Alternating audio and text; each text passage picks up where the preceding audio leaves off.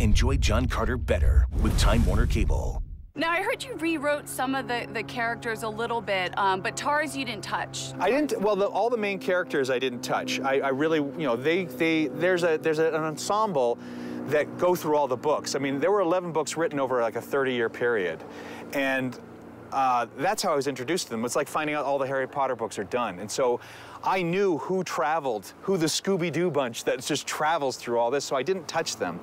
But, you know, you can't ever translate a book literally straight to the screen. It never works. You have to make either combine characters or remove some and cut down the plot a bit. And I just made sure that what I tried to hold dear was the feeling. What it felt like to read the book was exactly the same in the movie.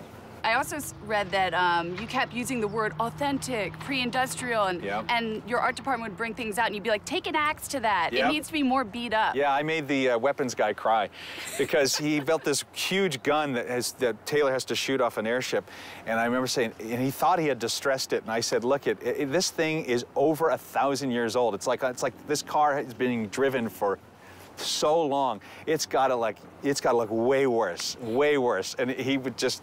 You know, he'd worked all, you know, weeks on it to build it, and, you know, and there he was just chopping it down to make it look more worn. But it is important. Sometimes you'll step back from things and they don't look as old. No, and if anything, I never felt it was distressed enough. I always felt you could go farther. Just sort of like jeans, I guess. Yeah, more used, more used. You know, we were talking with some of the cast, and one of the things that's so great about this film is the archetypes. It's these strong women and the men and women working together. And is that what sort of drew you to the... Well, the book, to be fair, is a little antiquated. It had a lot of save me from Deja, and it had a lot of I will save you from Carter. And it works when you're 10, you know, but you know, I wanted to meet real people. I wanted to believe they really existed, and people are very complex.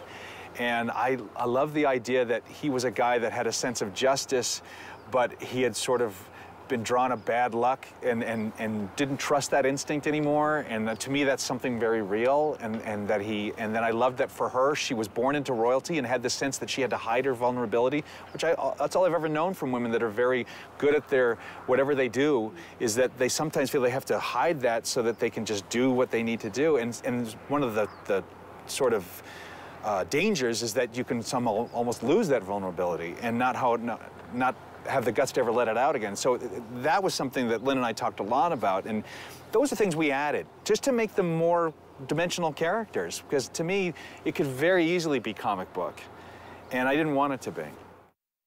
Time Warner Cable. Enjoy better.